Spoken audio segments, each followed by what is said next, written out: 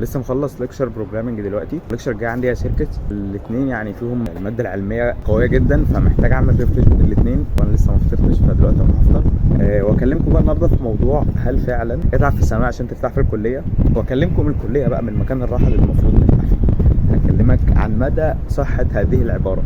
يعني هذه العباره هل انت مضحوك عليك؟ هل دي كدبه ولا كدبه صغيره كده بنضحك عليك بيها؟ هو ابديت بس اللي حصل كده. دلوقتي انا فطرت ورحت، بس طبعا خدنا وقت شويه في الفطار، يعني زي ربع ساعه كده، فالدكتور ما دخلناش. والله كنت عايز اعمل لكم الفيديو ده اكمله من الكليه، بس اللي حصل بقى ان ما دخلناش المحاضره عشان اتاخرنا شويه عن الدكتور كده. والدكتور انا في فضل باشمهندسين، بس الدكتور ما رضيش يدخلنا عشان اتاخرنا عليه شويه صغيرين. المهم نرجع بقى للموضوع اللي كنت عايز اتكلم عليه، والموضوع ده هو هل فعلا اتعب في الثانويه او اتعب في اي حاجه انت فيها عشان هترتاح في الخطوه اللي بعدها في الدنيا.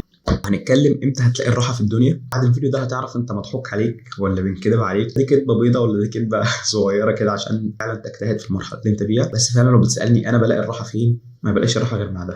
ربنا يخلي لينا ده ما بنرتاحش غير معاه، يعني في الدنيا دي كلها هو ده سبب راحتنا. المهم انا بقى اكلمك شويه عن ليه اتعب في الثانويه عشان ترتاح في الكليه، وانت مفهوم الراحه ده هتترجمه بالنسبه لك. اقول لك فعلا المقصود بكلمه الراحه دي ايه، وانت هتبقى بقى فاهمها صح ولا فاهمها غلط. دلوقتي انت في الثانويه اولياء امورك، كل الناس كلها بتقول لك اتعب اتعب اتعب عشان ترتاح بعدين. الراحه هم يقصدوا بها ايه هنا؟ هم يقصدوا انك هتتعب في الثانويه وهتتعب في المذاكره والاجتهاد علشان تدخل الكليه اللي انت بتحلم بيها او الكليه اللي هتريحك بعدين. مش هترتاح في الكليه نفسها. يعني مثلا هبسط لك الموضوع، الكليات دي اعتبر ان قدامك 15 باب، 15 باب قدام كل باب طريق، فيه 15 طريق، نهايه كل طريق من دول الباب ده. انت عليك تمشي في طريق طويل بقى، وفي طريق صعب، وفي طريق قصير، وفي طريق بسيط، وفي طريق ممكن ما تبذلش فيه اي مجهود، وفي طريق تاني لازم تبذل فيه مجهود جبار جدا جدا جدا جدا، وهتتعب فيه عشان توصل للباب اللي في نهايه الطريق ده. المقصود بالباب ايه؟ المقصود بالباب الكليات. باب كليه الطب ده باب طويل جدا، الطريق بتاعه طويل جدا وصعب جدا عشان توصل لباب كليه الطب. باب كليه الهندسه باب طويل، لازم تاخد له طريق طويل علشان توصل لباب كليه الهندسه. تمام. في كليات تانية بقى، مع احترامي لكل الكليات، كل الكليات فعلا فيها دراسة مفيدة، مع احترامي لكل الكليات، في كليات الطريق بتاعها قصير، من اقل مجهود واقل مجموع ممكن تدخلها. فالمقصود بقى انك هتتعب في الطريق ده علشان توصل الباب. انت وصلت الباب خلاص بقى، انت ارتحت راحة انك وصلت، راحة الوصول، بس مش معناه انك بعد الباب هترتاح. انا بقول لك هترتاح ازاي. هو في راحة، بس كراحة مجهود، كراحة مذاكرة. فانت فهمت معنى الكلام ده غلط. الراحة انك خلاص دخلت، مثلا هنفترض وليكن دخلت كلية هندسة، خلاص انت وصلت الباب عشان عملت مجهود وتعبت في الطريق، فهيتقفل عليك الباب ده.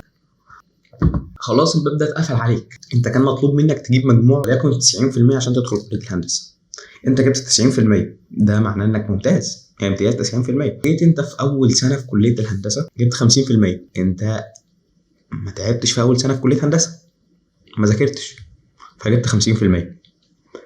ده معناه انهم هيطلعوك من كليه الهندسه؟ لا، ده انت كده هتنجح وتخش السنه اللي بعدها. الراحه بقى هنا المقصود بيها ده، انك خلاص وصلت الكليه او الباب اللي انت وصلت له بعد تعب، فانت ارتحت من الضغط النفسي، ارتحت من الضغط والتوتر انك هتوصل ولا لا.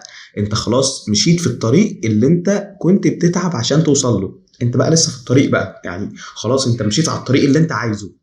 مشيت بقى ازاي في الطريق ده براحتك انت خلاص. المهم تعب انك تطلع بره الطريق ده، انت خلاص بقى انت ارتحت منه، ما عدتش هتطلع بره الطريق، انت في الطريق. حسب بقى انت عايز تمشي في الطريق ده ازاي. خلاص وصلت طريق الطب، انت عايز تمشي في الطريق ده ازاي؟ تمشي فيه بالراحه وعايز تبقى بطيء ومش عارف وفي ناس تانية تسبقك فيه، ولا عايز تسابقهم في الطريق ده؟ بس المهم انت مش هتطلع بره الطريق، انت خلاص ارتحت نفسيا وارتحت من التوتر العصبي. هتذاكر بقى وانت بتحب المذاكره وتحب العلم، بس ده معناه انك هترتاح كمذاكره وهترتاح كمجهود هتبذله عشان تتفوق في الطريق ده؟ لا، بالعكس جدا جدا جدا جدا.